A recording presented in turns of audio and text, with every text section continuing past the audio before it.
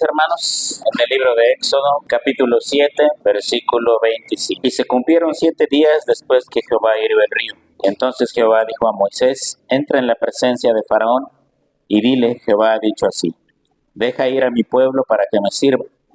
Y si no lo quisieres dejar ir, he aquí yo castigaré con ranas todos tus territorios. Y el río criará ranas, las cuales subirán y entrarán en tu casa, en la cámara donde duermes y sobre tu cama, y en las casas de tus siervos, en tu pueblo, en tus hornos y en tus artesas. Y las ranas subirán sobre ti, sobre tu pueblo y sobre todos tus siervos. Y Jehová dijo a Moisés: di a Aarón: extiende tu mano con tu vara sobre los ríos, arroyos y estanques, para que haga subir ranas sobre la tierra de Egipto. Entonces Aarón extendió su mano sobre las aguas de Egipto, y subieron ranas que cubrieron la tierra de Egipto. Y los hechiceros hicieron lo mismo con sus encantamientos, e hicieron venir ranas sobre la tierra de Egipto. Entonces Faraón llamó a Moisés y a Aarón y les dijo: orad a Jehová para que quite las ranas de mí y de mi pueblo, y dejaré ir a tu pueblo para que ofrezca sacrificios a Jehová.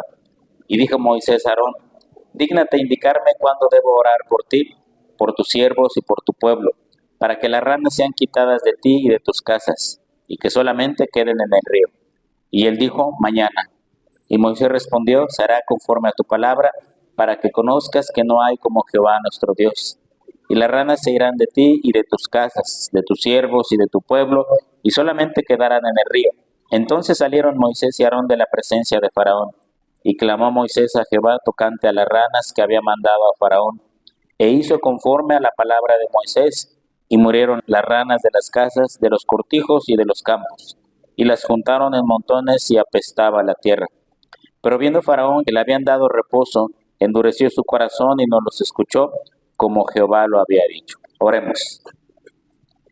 Bendito Padre maravilloso, te agradecemos, Señor, por traer tu palabra a nuestras vidas. Permite una vez más, Señor, por tu gracia bendita, que podamos entenderla, que podamos llevarla a nuestra vida, que podamos guardarla en nuestro corazón. Te lo pedimos, Señor, en el nombre de Jesús.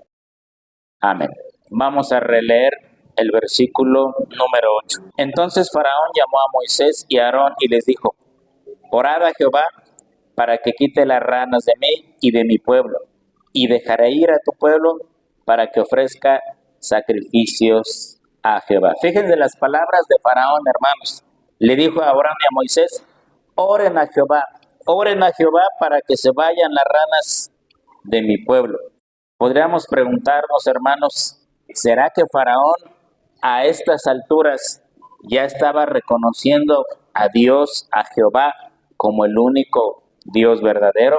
Porque hay otro versículo, hermanos, donde no le llama Jehová, simplemente el Faraón se burla del Dios de Aarón y Moisés y no hace caso. Pero aquí en este versículo 8, como que Faraón parece que cambia su forma de pensar y de una manera muy propia, muy correcta, le dice a Aarón y a Moisés: oren a Jehová para que estas ranas sean quitadas de mí y de mi pueblo. Entonces la pregunta sería, hermanos, a estas alturas, Faraón ya había entendido, ya estaba reconociendo que Dios era el Dios verdadero y que era el único que lo podía librar de ese problema en el que estaba metido. ¿Ustedes qué creen, que sí o que no? ¿O simplemente era una medida de desesperación porque ya no hallaba qué hacer con tantas ranas en su casa? Muchos escritores dicen: no es que Faraón se haya convertido a Dios, no es que Faraón ya por fin haya entendido que era Dios el único que podía librarlo de esa necesidad. Simplemente era una medida de desesperación, era una medida, hermanos, que Faraón dijo: ¿qué hago? O sea, esta plaga es inmensa, ¿qué vamos a hacer con ello? Todavía con la plaga de sangre, al último versículo dice que Faraón se fue a su casa sin importarle que el río estaba convertido en sangre. Pero en esta ocasión no pudo hacer eso, porque aunque se fue a su casa, hermanos, Dios le dijo: hasta en tu cama, en la cama real, las ranas van a estar metidas. Entonces, algunos comentaristas dicen: ¿será que Faraón por fin reconoció el poder de Dios? Pero la gran mayoría de comentaristas dicen, hermanos, no, simplemente era una medida desesperada, una medida de ¿qué hago con esta plaga que no puedo controlar? El asunto es, hermanos, que el día de hoy también existe gente desesperada por un problema, por una enfermedad, por una necesidad, por algo que está pasando en su vida. Y a veces esas personas, en medio de esa desesperación, porque ya no saben qué hacer, porque el doctor ya no ha dado un buen diagnóstico, porque no hay nada que hacer, porque el problema se ha salido de control, pues mandan a llamar a un pastor para que ore, para que haga una oración. O quizás si no a un pastor, mandan a llamar a un cristiano que conozcan para que les ayude a orar por esa necesidad. Y ni siquiera orar, o sea, Faraón no está diciendo, a ver, Aarón y Moisés, vamos a orar a Jehová para que este problema se quite. ¿Qué dijo? Oren a Jehová. ¿Cuánta gente desesperada por un problema, por una necesidad, le pide a un cristiano que conoce, yo conozco a fulano que es cristiano, ora por mi problema? ¿La intención de esas personas es acercarse a Dios? No, simplemente quieren salir del problema, porque así como llamaron a un pastor y llamaron a un cristiano para que orara por su problema, igual pudieron llamar a un brujo, a un adivino, a un santero, a un huesero, a alguien que haga limpias, a cualquier persona pudieron llamar. Es más, yo conozco gente que le llama a todo el mundo, le piden a un cristiano que ore, llaman a un pastor, mandan a traer al padre, la comadre es bruja y le piden ayuda, el vecino es limpiador. O sea, la cosa es, hermanos, salir del problema, pero no es porque se quieran acercar a Dios, no es porque su intención es reconocer a Dios como el único Dios verdadero, simplemente es una opción más. Y hermanos, déjenme decirle que Dios no es una opción más. Dios no es una aspirina que me voy a tomar porque me duele la cabeza y ya que se me quitó el dolor de cabeza, boto la caja de aspirinas, quién sabe dónde. Dios, hermanos, no es el último recurso al que podamos acudir porque ya no sabemos qué hacer con el problema. Dios, hermanos, no es una terapia que vamos a tomar por un tiempo mientras las cosas mejoran, mientras las cosas vuelven a su lugar y todo vuelva como estaba antes. No, hermanos, tampoco Dios es una medicina que voy a tomar para mientras me siento mal y cuando ya todo estoy bien, voy a botar la medicina. Dios tampoco es, hermanos, aquel que me tiene que demostrar por qué tengo que acercarme a Él. Porque mucha gente dice, bueno, voy a orar a Dios y le voy a pedir que me muestre su poder. Si responde mi oración, me acerco. Y si no, pues lo que sigue, otra religión, otra creencia. Dios, hermanos, tampoco es el camino que voy a tomar si las cosas salen como yo quiero. De lo contrario, hermanos, voy a tomar otro camino. No, hermanos, Dios es el creador del universo, el creador del cielo y de la tierra, el rey de reyes, el señor de los señores, y como tal tiene que ser seguido, honrado, glorificado, adorado y servido con todo nuestro corazón. Faraón no se estaba convirtiendo, aunque Faraón le dijo a Aarón y a Moisés, oren a Jehová para que se vaya este problema. No es que se estuviera convirtiendo. Lo mismo ocurre el día de hoy con tantas personas que le dicen a un cristiano, ahí te encargo que ores por mí, por favor. Te encargo que ores por mi problema. ¿Se quieren acercar a Dios? No, simplemente quieren salir del problema. Ahora, vamos a leer el 8 una vez más, porque lo que sí hay, hermanos, es un cambio en la actitud de Faraón. Versículo 8 una vez más. Entonces Faraón llamó a Moisés y a Aarón y les dijo, orad a Jehová para que quite las ranas de mí. Fíjense cómo dijo, orad a Jehová. ¿Y sabe cómo le había llamado antes? Vayan al capítulo 5, versículo 2. Después de que Aarón y Moisés se presentan delante de él, dice el 2, y Faraón respondió, ¿quién es Jehová para que yo oiga su voz y deje ir a Israel? Yo no conozco a Jehová, ni tampoco dejaré ir a Israel. La primera vez que Aarón y Moisés se presentan de Faraón, le dicen, Jehová nos mandó. Y Faraón contesta, ¿y ese quién es? ¿Y quién es Jehová? Ni lo conozco. Diríamos hoy, la forma en la que habla la gente, ni lo topo, ni sé quién es. Pero ya en el 8:8 dijo, por favor, oren a Jehová para que estas ranas se vayan de mí. ¿Sí se da cuenta de la actitud? Que ya Faraón ya no dijo, no sé quién es Jehová, está diciendo, oren, por favor. Otra cosa que hubo cambio en la actitud de Faraón, hermanos, es que ya había reconocido que las ranas eran una obra de Dios y que solo Dios la podía quitar. Pero lo más importante, hermanos, es que aquí Faraón es la primera vez que hace la promesa. ¿Cómo termina el 8:8? Vamos a regresar. Y dejaré ir a tu pueblo para que ofrezca sacrificios a Jehová. Es la primera vez, hermanos, que Faraón dice, bueno, si me ayudan en esto, te aseguro que voy a dejar ir. 3 cosas en Faraón. Primero, reconoció a Jehová por su nombre. Segunda cosa, reconoció que Jehová era poderoso y él nada más lo podía librar de esas ranas. Y tercera cosa, hizo una promesa para recibir un favor. ¿Sabe usted, hermano, que los pecadores hoy hacen exactamente la misma cosa que hizo Faraón cuando tienen un problema, cuando tienen una necesidad y por ahí conocen a un cristiano, conocen a un pastor? Primero reconocen el nombre de Dios. Ay, te encargo que ores por mí a Dios para que me ayude en este problema. Segundo, reconocen que Dios es poderoso, porque si están pidiendo oración, saben que Dios puede librar de ese problema. Y lo tercero, y lo más grave, hacen promesas falsas, porque la promesa del faraón fue falsa. Si me libran de las ranas, yo te prometo que dejo ir al pueblo. Y lo dejó ir, hermanos. No, tanto es así que tuvieron que venir 8 plagas más. Y Faraón seguía prometiendo. ¿Cuánta gente, hermanos, no hace una promesa de decir, voy a ir a la iglesia, voy a ir a buscar a Dios para que me ayude? O quizá más aventuradamente, porque me ayudó, voy a buscar a Dios. Pero una vez que la vida vuelve a la estabilidad, una vez que la vida, el problema se ha terminado, la enfermedad ha cesado, las cosas han vuelto a su cauce natural, se olvidan de la iglesia. Cuando Faraón vio que las ranas se murieron, ¿qué hizo? No cumplió su promesa y no dejó ir al pueblo. Dice la Biblia, es mejor que no prometas y no que prometas y no cumplas.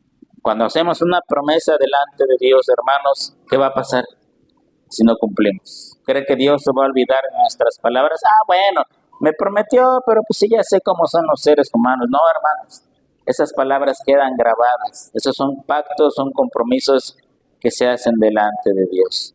Yo a veces cuando me pongo a pensar en cosas y recuerdo tantos cristianos que he conocido, que se han bautizado y que hoy están en el mundo, quizá piensan que ese día que se bautizaron y que hicieron una promesa delante de Dios de seguirlo y que hoy están en el mundo, ¿creen que Dios se ha olvidado de esa promesa? ¿Creen que Dios jamás se va a acordar de lo que un día prometieron y no va a traer consecuencias en tu vida? Es difícil pensar eso. Hubo un predicador que se llamó Carlos Spurgeon y él comentando sobre esto que Faraón dijo, te prometo que dejo ir a mi pueblo, él escribe algo más o menos así, se los voy a leer. Hay un tipo de fe que solo incrementa la condenación de los hombres. Ahora, se supone que la fe es para acercarnos a Dios, pero Carlos Spurgeon dice, hay un tipo de fe que solo incrementa la condenación de los hombres. Hubiera sido maravilloso que Faraón le hubiera dicho a Moisés y a Aarón, oremos juntos, oremos a Jehová para que las ranas se vayan, pero no fue así. Faraón solo tenía la fe que condena, no la que salva.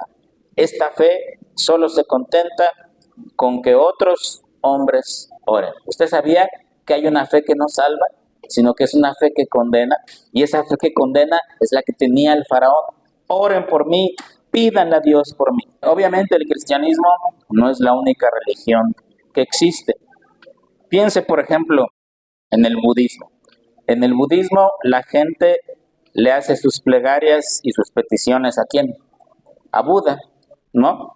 La pregunta es, ¿usted cree, hermano, que Dios escucha las oraciones que los budistas le hacen a Buda? ¿No cree que las escucha? Sí las escucha, hermano. Si no, no sería omnisciente y omnipresente. Si Dios no escuchara las oraciones que los budistas le hacen a Buda, no sería ni omnisciente, que todo lo sabe, ni omnipresente, que está en todas partes, al mismo tiempo. Y eso por ponerles un ejemplo. Vamos a poner un ejemplo más pesado, más feo. ¿Usted cree que Dios escucha las oraciones y peticiones que los seguidores de la Santa Muerte le hacen a la Niña Blanca? Claro que las escucha. Dios escucha todo lo que pasa en este mundo. Dios está presente en todas partes en este mundo, aún ahí en los altares a la Santa Muerte, Dios está presente. No para responder, no para decir esto es correcto, pero como Él es omnipresente y Él es omnisciente, Él lo sabe todo y está en todas partes al mismo tiempo. Pero las únicas oraciones que Dios escucha y contesta son las de sus hijos y nada más. Eso sí ya es distinto. Los budistas pueden pedirle a Buda lo que quieran, a ver si Buda responde. ¿Qué dice la Biblia? Tienen ojos y no pueden ver, tienen oídos y no pueden escuchar. Pero las oraciones, hermanos, que sus hijos de Dios le hacen a Dios, Él le pone atención y las escucha perfectamente, porque por eso son sus hijos. ¿Cuánta gente en el mundo no le pide a los cristianos, ay, te pido que ores por mí en tu iglesia, no? Ay, te encargo que lleves en oración a este enfermito. Ay, te encargo que dile a tu pastor, por favor, que ore por eso. El mensaje es el siguiente: no me interesa tu religión, no me interesa ir a tu iglesia, ni me interesa Dios, solo quiero que me ayude. Ese es el mensaje. Eso es lo mismo que Faraón estaba diciendo, aunque dijo, oren a Jehová, y ya no dijo quién es Jehová, ni sé quién es, aunque reconoció quién era Dios, pero no le importaba ni adorarlo, ni tener nada que ver con él, ni mucho menos cumplir la promesa, hermanos, de dejar ir al pueblo. Los pecadores hacen lo mismo. Ay, ora en tu iglesia, por favor. Ahora, cuando los cristianos, entre ellos, los miembros de una iglesia, se ponen a orar, eso es correcto. La Biblia dice, orad unos por otros, pero ahí está bien, porque todos son hijos de Dios, porque todos van a la iglesia, y eso es correcto. Pero cuando la gente del mundo pide oraciones, hermanos, ¿qué te encargo que ores?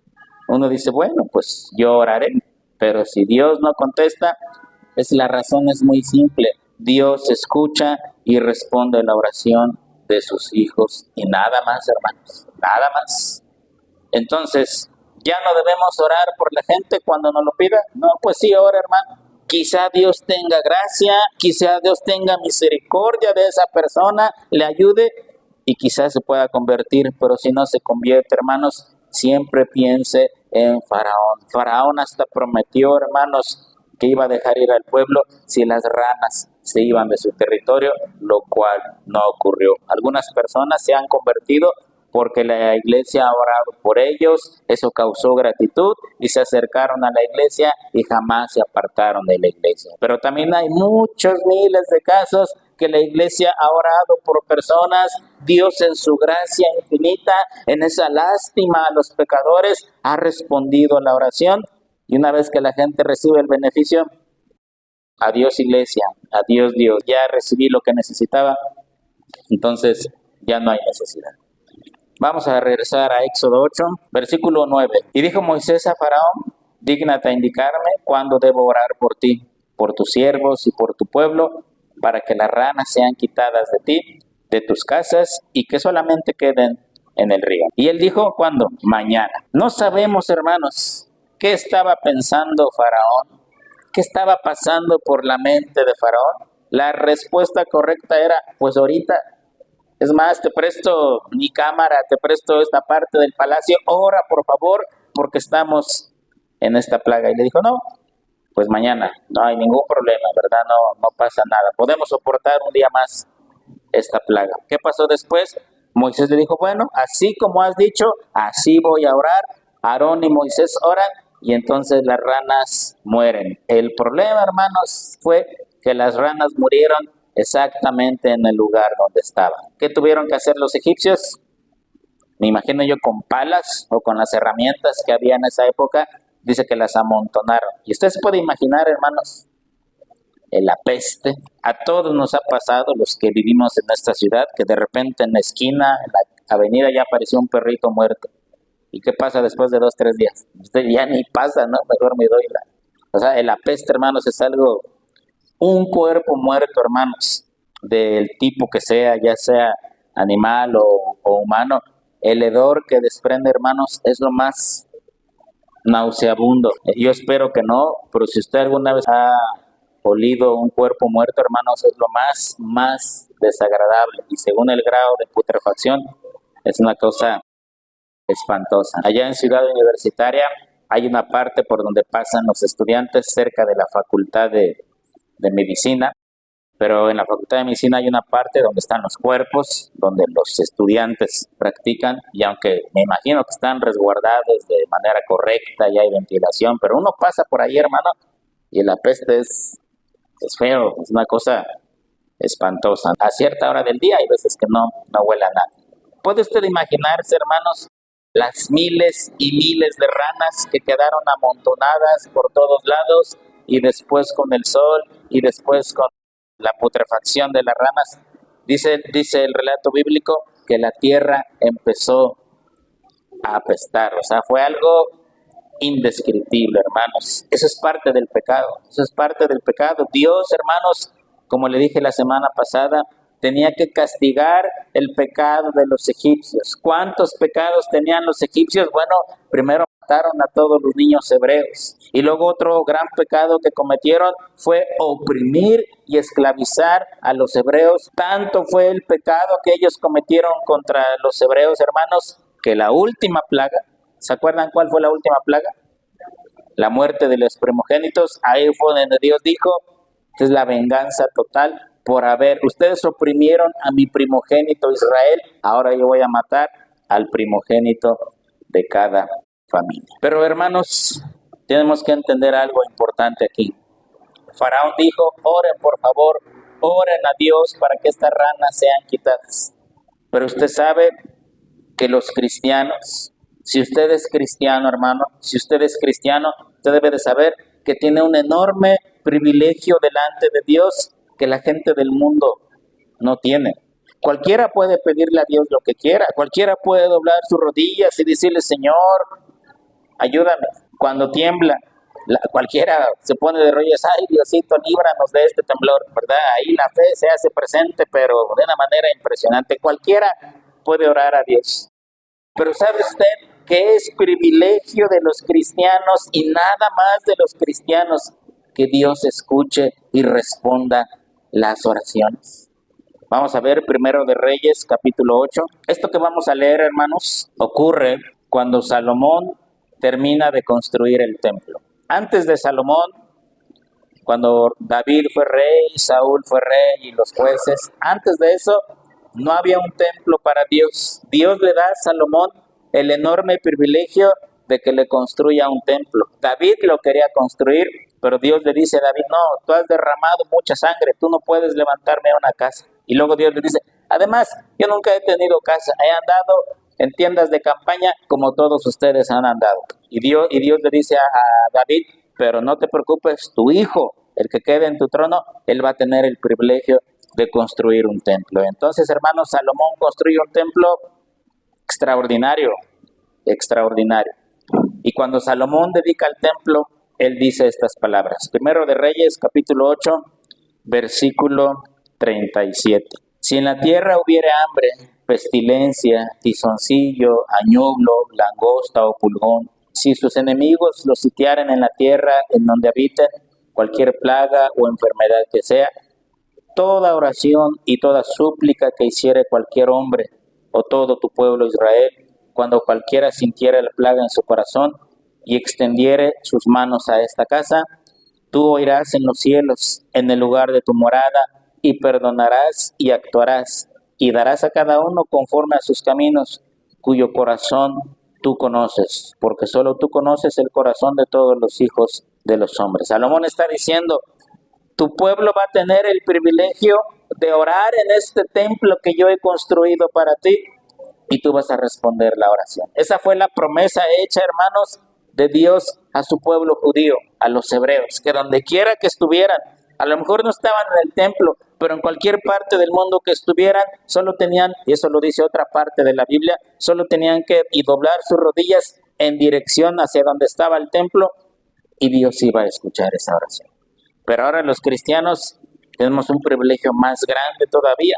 Hebreos capítulo 4, versículo 14. Por tanto, teniendo un gran sumo sacerdote que traspasó los cielos, Jesús el Hijo de Dios, retengamos nuestra profesión. Porque no tenemos un sumo sacerdote que no pueda compadecerse de nuestras debilidades, sino uno que fue tentado en todo según nuestra semejanza, pero sin pecado. Acerquémonos pues confiadamente al trono de la gracia, para alcanzar misericordia y hallar gracia para el oportuno socorro. Ahora los cristianos tenemos, hermanos, un privilegio más grande que el templo, nuestro Señor Jesucristo. Cuando Salomón terminó de construir el templo, lea, hermanos, cómo era el templo. El piso era de oro, las paredes de oro, piedras preciosas. Era una cosa impresionante, era pasmoso el templo de tanto lujo y de tanta cosa que había. Y Salomón dijo: Señor, este templo es hermoso, pero no puede ser tu casa. Si los cielos de los cielos no te pueden contener, cuanto menos esta casa terrenal que yo he construido. Sin embargo, hermanos, en el templo Dios se manifestaba a su pueblo. Hoy los cristianos tenemos un privilegio más grande todavía. Dice aquí el escritor de Hebreos: tenemos un sumo sacerdote que nos entiende, que nos comprende en nuestras debilidades, en nuestros sufrimientos, porque fue como uno de nosotros, se hizo carne como uno de nosotros. Este sumo sacerdote se llama Cristo. Y luego dice el escritor: por eso podemos acercarnos confiadamente al trono de la gracia y orar y pedirle a Dios por todo lo que necesitamos. Hoy, hermanos, no necesitamos un templo. Hoy, hermanos, no necesitamos el templo de Salomón. De hecho, ya no existe el templo de Salomón, quedó destruido. Lo único que se cree que queda del templo de Salomón es ese famoso lugar que está en Jerusalén, el Muro de los Lamentos. Se cree que eso fue parte del templo de Salomón, por eso ahí la gente acude a orar, a hacer sus plegarias, acude gente de muchas partes del mundo. Quizá piensan que ahí Dios los va a escuchar más, pero no es así, hermanos. Dice el escritor de Hebreos: ahora podemos acercarnos confiadamente al trono de la gracia. La plaga de ranas. Usted sabe, hermano, que esa plaga se va a repetir, que en el futuro va a haber ranas otra vez. Apocalipsis capítulo 16, esa plaga de ranas que estuvo por toda la tierra de Egipto, que estuvo hasta en la cámara del faraón, en las cocinas, en los hornos, por todos lados. Esa plaga se va a repetir una vez más. Apocalipsis capítulo 16, versículos 13 y 14. Y vi salir de la boca del dragón y de la boca de la bestia y de la boca del falso profeta 3 espíritus inmundos a manera de ranas. Así como hay una santísima Trinidad, Padre, Hijo y Espíritu Santo, así hay una Trinidad diabólica. Y vi salir de la boca del dragón, el dragón es el diablo, y de la boca de la bestia, ese es el anticristo, y de la boca del falso profeta 3 espíritus inmundos a maneras de ranas. Usted podrá decir: bueno, 3 ranitas, como quiera las aplastamos, no pasa nada. Ahora, ¿qué son estas ranas? Versículo número 14. Pues son espíritus de demonios que hacen señales y van a los reyes de la tierra en todo el mundo para reunirlos a la batalla de aquel gran día del Dios Todopoderoso. ¿Por qué la plaga de ranas se va a repetir? Las ranas que tuvieron en Egipto, dice Éxodo, estaban por todos lados, se metían en todos lados, en las recámaras, en las casas, aún en la recámara del faraón, que me imagino que era el lugar más guardado de Egipto. Ahí llegaron las ranas también. Abrían los hornos, había ranas, tomaban los utensilios de cocina y había ranas por todos lados. La Biblia nos habla de un personaje que se llama el anticristo, que todo el mundo le tiene terror y miedo. Y usted no piense en el anticristo como un monstruo que va a aparecer y va a dar terror. No, va a ser un ser humano casi común y corriente. Pero antes de que el anticristo aparezca, dice la Biblia, hermanos, primero va a venir el espíritu del anticristo. Así como Juan el Bautista apareció para preparar el camino del Señor Jesucristo y que cuando Cristo apareciera el camino estuviera listo, así dice el apóstol Juan, que antes de que el anticristo aparezca, primero va a enviar el espíritu del anticristo por todo el mundo. ¿Y sabe cuál va a ser el mayor logro del anticristo? no va a ser marcar con el 666 a la gente y esas cosas, ¿no? Que la gente se espanta mucho. ¿Sabe usted cuál va a ser el mayor logro o la mayor victoria del anticristo? Poner a la gente en contra de Dios. Hacer que la humanidad reniegue de Dios. Hacer que la humanidad se ponga en contra de Dios. Hacer que la gente diga, Dios no existe, porque si Dios existiera, bueno, pues ¿por qué hay tantos niños muriéndose de hambre? ¿Por qué hay tantos huérfanos? ¿Por qué hay tanta guerra? ¿Por qué no hace algo Dios? No son los argumentos de los ateos esos, ¿verdad? Si Dios existiera, ¿por qué hay tanta maldad en el mundo? Juan el apóstol dice, y eso lo dijo como en el año 100, el espíritu del anticristo ya está presente en el mundo y su propósito va a ser poner a la gente en contra de Dios para que cuando el anticristo oficial aparezca, el mundo esté listo para recibirlo, para honrarlo y para ponerlo a él en el lugar de Dios. Dice que salieron 3 espíritus a maneras de ranas y estos espíritus lo que hicieron fue convocar a la humanidad para prepararlos a la gran batalla en contra de Dios. Usted sabe que la plaga de ranas está presente en este mundo, porque cuánta gente hoy no reniega de Dios. La sociedad en la que vivimos, en la manera en la que está haciendo las cosas, se nota y es evidente que está en contra de Dios. Si Dios dice que los hijos son bendición, entonces el mundo va a exaltar el aborto y todo eso. Si Dios dice que tener hijos es un regalo de Dios, bueno, entonces vamos a oprimir a los niños. Si Dios dice que la familia tradicional, papá, mamá, hijos, es lo correcto, el mundo dice, no, vamos a destruir la familia. ¿Se da cuenta? La humanidad ya está en contra de Dios. Y cuando el anticristo aparezca, hermanos, la humanidad lo va a recibir con los brazos abiertos porque su corazón ya ha sido preparado. Las ranas en el libro de Éxodo, hermanos, tuvieron el propósito de infestar la tierra. Estos 3 espíritus en forma de ranas, su propósito es poner a la humanidad en contra de Dios. Cosa, hermanos, que se logra. Hoy existe tanta cosa que se habla en nuestra sociedad, hermanos, tantas cosas que se dicen en el mundo y cada vez los valores cristianos, lo que nos enseña la Biblia, se va quedando abajo, abajo y abajo. Hay quien dice que lo que el cristianismo propone y la Biblia nos enseña ya es anticuado, debería reformarse, debería cambiar, o sea, eso de que nada más los hombres gobiernan las iglesias debería cambiar, deberían existir pastoras y mujeres que gobiernen iglesias y todo eso, hermanos, es el mundo en contra de Dios. ¿Sí me explico, hermanos? No va a haber ranas como tal físicamente, pero va a haber esos espíritus inmundos que van a recorrer el mundo entero para poner a la humanidad en contra de Dios. Y eso, hermanos, usted lo puede ver en cualquier persona. Invite a una persona al cine, a un concierto, ¿qué él va a decir? Vamos, invítelo a la iglesia. Ay, es que el otro domingo, este es el mundial, al otro hora sí voy. Invite a los jóvenes a la iglesia. Yo he visto a veces, perdón jóvenes que vaya a hablar de ustedes, pero cuando llegan al grupo de jóvenes en la mañana, se ve el ánimo que traen, se ve que vienen con ganas, ¿no? Algunos sí, otros no. Pero invítelos a un concierto, invítelos a un partido, ahí sí van gustosos. ¿Se da cuenta cómo la humanidad se pone en contra de Dios? Lo que el mundo quiere es todo menos Dios. No me hables de Dios, no necesito de Dios, es más, Dios no existe.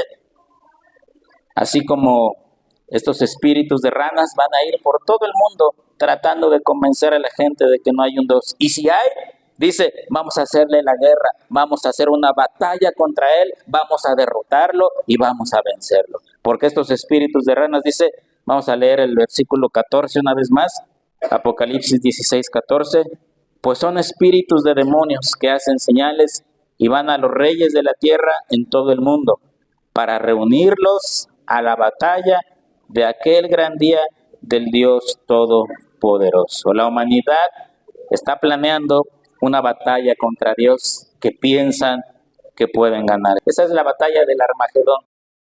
Y como alguna vez alguien dijo, ustedes saben que la batalla de Armagedón es una batalla que ya está vencida, Dios ya la venció, es por demás que se reúnan para destruir a Dios, hermanos, porque nunca lo han podido hacer. El cristianismo tiene 2000 años de existencia y antes de eso Dios ya estaba presente también, obviamente.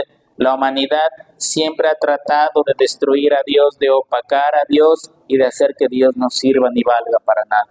Pero nunca lo han podido ni lo van a hacer. Esas ranas ahora no se van a meter en las casas. Esas ranas ahora se van a meter en el corazón de los seres humanos para tratar de convencer a la humanidad de que Dios no existe, de que Dios es anticuado, de que Dios es obsoleto, de que Dios es retrógrada, de que Dios es machista, de que Dios es asesino, de que Dios es genocida.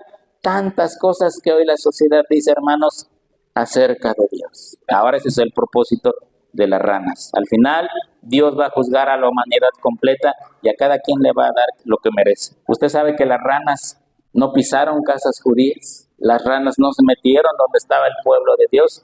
De la misma manera, hermanos, cuando el anticristo se haga presente, el pueblo de Dios va a ser librado. Cuando esas ranas espirituales quieran poner a la humanidad en contra de Dios y Dios tenga que destruir a la humanidad, hermanos, aquellos que estén en Cristo van a estar seguros, totalmente seguros. Ya para terminar, ¿qué podemos concluir de esta plaga? Primero, que no hay nadie que le pueda hacer frente a Dios. Los hechiceros de Faraón hicieron lo mismo, también golpearon las aguas y ¿qué pasó? Vinieron más ranas, pero como les dije la otra vez, no se trataba de traer más ranas, se trataba de quitar las ranas. Eso muestra que el poder de Satanás existe, pero es muy, muy limitado. Dios castigó, hermanos, el pecado que cometieron Faraón y los egipcios al matar tantos niños en el río, y por eso las dos primeras plagas tienen que ver con el río. Jóvenes, como les dije la semana pasada, y que algún día planean formar una familia, no se dejen llevar por corrientes del mundo. Los hijos son una gran bendición. Los hijos son bendición de Dios y se les tiene que dar lo mejor en la medida de las posibilidades de uno. Eso de cambiar niños por animales, eso es una idea satánica. Solo a Satanás se le pudo ocurrir en su mente tratar de destruir la familia, una de las grandes instituciones de Dios. No se olviden del mandamiento: llenad la tierra y sojuzgadla. Y, amados hermanos, como vamos a ver en cada una de estas plagas, Dios siempre va a ser vencedor. Lean Apocalipsis, al final de todas las cosas, el gran vencedor de la historia de la humanidad se llama Cristo nuestro Señor. Vamos a orar. Amado Padre que estás en el cielo, te damos gracias, Señor, porque tú nos bendices y estás con nosotros. Te agradecemos, Señor, porque tú siempre escuchas nuestras oraciones, porque tú siempre escuchas, Señor, nuestras súplicas, nuestras necesidades. Y a cada una de ellas, Señor, nos respondes conforme a tu voluntad, conforme a lo que es mejor en nuestras vidas. Ayúdanos, Padre, para que aunque la humanidad esté en contra tuya y esos espíritus inmundos hayan salido para poner a la humanidad contra ti, ayúdanos a nosotros, Padre, a siempre serte fieles, a obedecer lo que dice tu palabra. Pero sobre todo, Señor, ayúdanos a serte fieles en todo momento. No solo por un problema, no solo por una necesidad, no solo mientras las cosas mejoran. Ayúdanos, Padre, a seguirte todos los días de nuestra vida. Te lo pedimos, bendito Señor, en el nombre de Jesús. Amén. Dios los bendiga, hermanos.